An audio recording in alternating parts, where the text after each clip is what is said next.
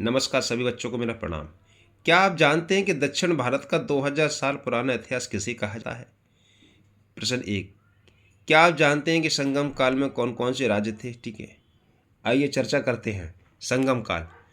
संगम काल जिस जिस जो कि 300 ईसा पूर्व से लेकर 300 ईस्वी तक है। इसमें क्या होता था, सभा और सम्मेलन होते थे। जो कौन करते थे? कवि और विद्वान, साहित्य की रचना होती थी बेटा यहाँ पे।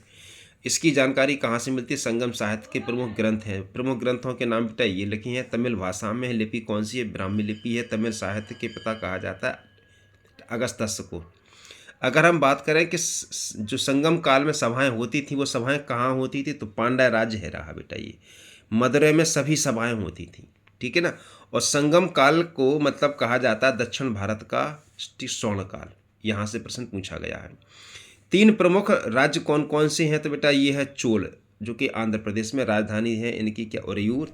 प्रमुख शासक कौन है? करिकाल, ये सबसे महान शासक है। कावेरीपट्टनम यहाँ का प्रमुख बंदरगाह है। इसके बाद तमिलनाडु में है पांड्या, राजधानी है मदुरै। प्रमुख शासक की बात करें तो नेडुजेलियन यहाँ के प्रमुख शासक, बड़े प्रतापी शासक रहे हैं।